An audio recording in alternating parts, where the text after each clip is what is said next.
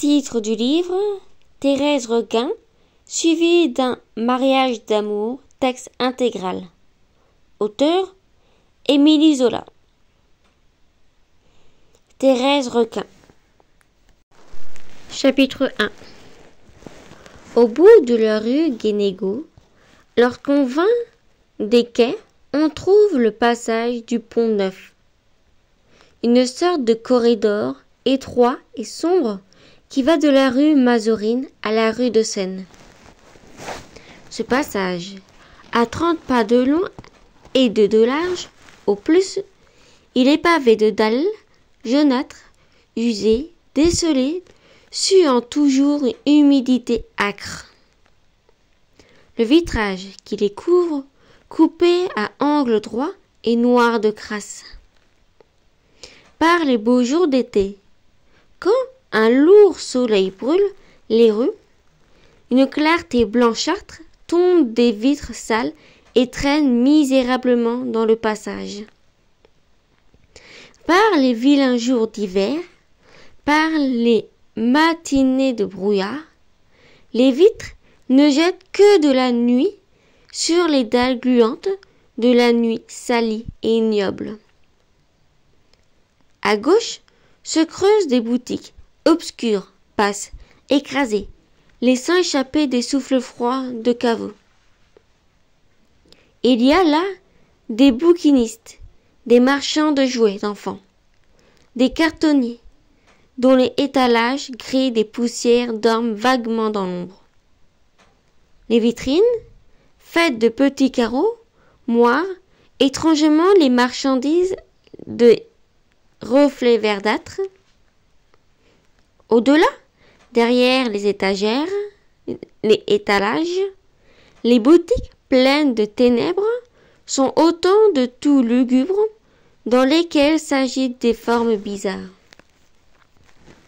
À droite, sur toute la longueur du passage, s'étend une muraille contre laquelle les boutiquiers d'en face ont plaqué d'étroites armoires.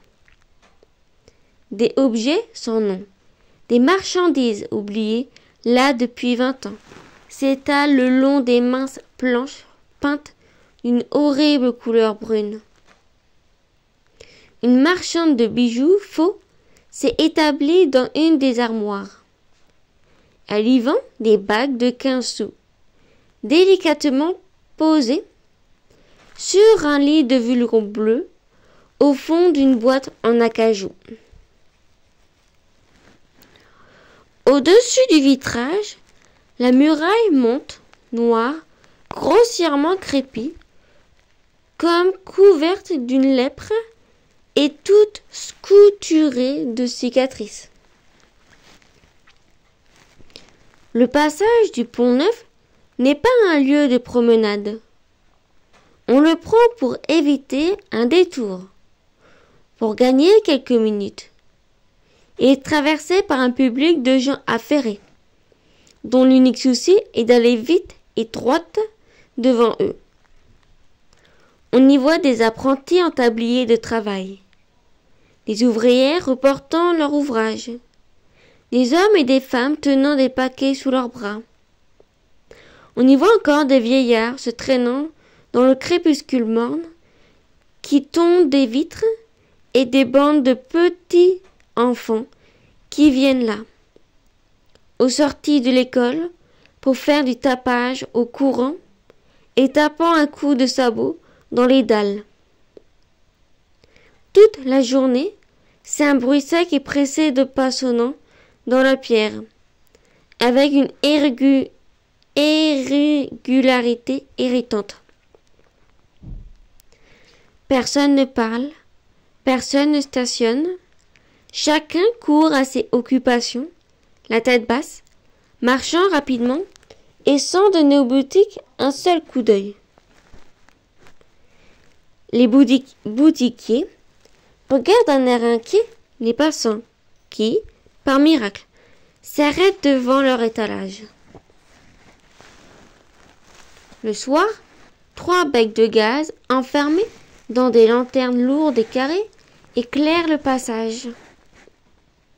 Ces becs de gaz, pendus au vitrage sur lesquels ils jettent des taches de clarté fauve, laissent tomber autour d'eux deux ronds d'une lueur pâle qui vacillent et semblent disparaître par instants. Le passage prend l'aspect sinistre d'un véritable coupe-gorge. De grandes ombres s'allongent sur les dalles. Des souffles humides viennent de la rue. On dirait une galerie souterraine, vaguement éclairée par 3 lampes funéraires. Les marchands se contentent, pour tout éclairage, des maigres rayons que les becs de gaz envoient leurs vitrines. Ils allument seulement dans leur boutique une lampe munie d'un abat-jour qui pose sur un coin de leur comptoir, et les passants peuvent alors distinguer ce qu'il y a au fond de ces trous où la nuit habite pendant le jour. Sur la ligne noirâtre des devantures, les vides d'un courtonnier flamboie, des lampes à schiste, trous longs des 2 flammes jaunes, et, de l'autre côté, une bougie, plantée au milieu d'un verre à quinquer, met des étoiles de lumière dans la boîte de bijoux faux. La marchande sommeille au fond de son armoire, les mains cachées sous son châle. Il y a quelques années, en face de cette marchande, je trouvais une boutique dont les boiseries d'un verre-bouteille suaient l'humidité partout leur fente. L'enseigne, faite d'une planche étroite et longue, portait une lettre noire, le mot « mercerie », et sur une des vitres de la porte était écrit un nom de femme, Thérèse Requin, en caractères rouges. À droite et à gauche s'enfonçaient des vitrines profondes, tapissées de papier bleu. Pendant le jour, le regard ne pouvait distinguer que l'étalage, dans un clair-obscur adouci. D'un côté, il y avait peu de lingerie, des bonnets de tulle tuyautés à 2 et 3 francs pièce, des manches et des cols de mousseline, puis des tricots, des bas, des chaussettes, des bretelles. Chaque objet jauni et fripé était lamentablement pendu à un crochet de fil de fer. La vitrine, de haut en bas, se trouvait ainsi remplie de loques blanchâtres qui prenaient un aspect lugubre dans l'obscurité transparente. Les bonnets neufs d'un blanc plus éclatant faisaient des taches crues sur le papier bleu dont les planches étaient garnies. Et, accrochées le long d'une tringle, les chaussettes de couleur mettaient des notes sombres dans l'effacement blafarde et vague de la mousseline. De l'autre côté, dans une vitrine plus étroite, s'étageaient de gros pelotons de laine verte, des boutons noirs cousus sur des cartes blanches, des boîtes de toutes les couleurs et de toutes les dimensions, des résilles à perles d'acier étalées sur des ronds de papier bleuâtre, des faisceaux d'aiguilles à tricoter, des modèles de tapisserie, des bobines de ruban, un entassement d'objets, ternes et fanés, qui dormaient sans doute en cet endroit depuis 5 ou 6 ans. Toutes les teintes avaient tourné au gris sale. Dans cette armoire, que la poussière et l'humidité pourrissaient, vers midi, en été, lorsque le soleil brûlait les places et les rues des rayons fauves, on distinguait, derrière les bonnets de l'autre vitrine, un profil pâle et grave de jeune femme. Ce profil sortait vaguement des ténèbres qui régnaient dans la boutique. Au front bas et sec s'attachait un nez long, étroit, effilé. Les lèvres étaient de minces traits d'un rose pâle. Et le menton, court et nerveux, tenait au cou par une ligne souple et grasse. On ne voyait pas le corps qui se perdait dans l'ombre. Le profil, seul, apparaissait d'une blancheur mate, troué d'un œil noir largement ouvert et comme écrasé sous une épaisse chevelure sombre. Ils étaient là, pendant des heures, immobiles et paisibles, entre deux bonnets sur lesquels les triangles humides avaient laissé des bandes de rouille. Le soir, lorsque la lampe était allumée, on voyait l'intérieur de la boutique. Elle était plus longue que profonde, et l'un des bouts, se trouvait un petit comptoir. À l'autre bout, un escalier en forme de V menait une chambre du premier étage. Contre les murs étaient plaquées des vitrines, des armoires, des rangées des cartons verts. 4 chaises et une table complétaient les mobiliers. La pièce paraissait nue, glaciale. Les marchandises empaquetées, serrées dans les coins, détraînaient pas ça et là, avec leur joyeux tapage de couleurs. D'ordinaire, il y avait 2 femmes assises derrière le comptoir. La jeune femme au profil grave et une vieille dame qui souriait en sommeillant. Cette dernière avait environ 60 ans.